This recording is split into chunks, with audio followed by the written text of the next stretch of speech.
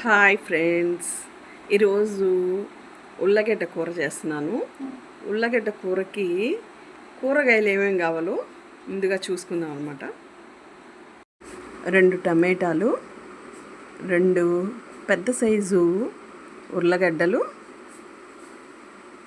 2 onions, 4 పచ్చిమిరపకాయలు. ఇది ఇద్దరికైతే కూర చక్కగా సరిపోతుంది. ఉల్లిపాయలు ముందుగా తురుక్కున్నాము. ముందుగా ఉల్లిపాయలు పచ్చిమిరపకాయలు బాగా వేయించుకోవాలి. అల్లం వెల్లుల్లి పేస్ట్ వేసి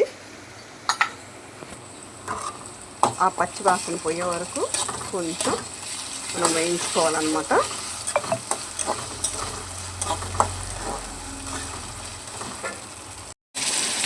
తర్వాత టమాటా ముక్కలను కూడా వేసి మనం వేయించుకోవాలి.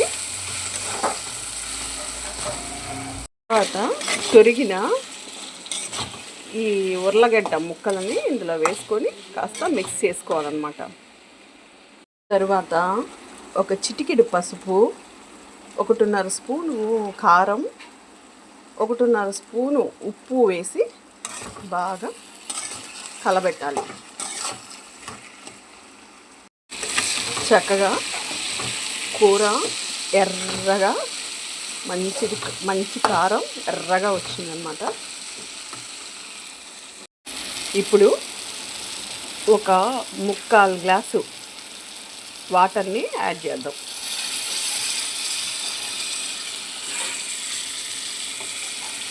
చేసి ఒకసారి కలబెడదాం. బాగా ఉడుకుతుంది చూడండి. ఉడికినప్పుడు కొంచెం మూత పెడదాం.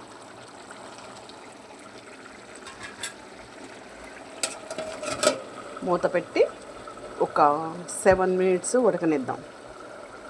ఇప్పుడు కొత్తిమీర వేసి దింపేస్తే చక్కగా కూర రెడీ అయిపోతుంది.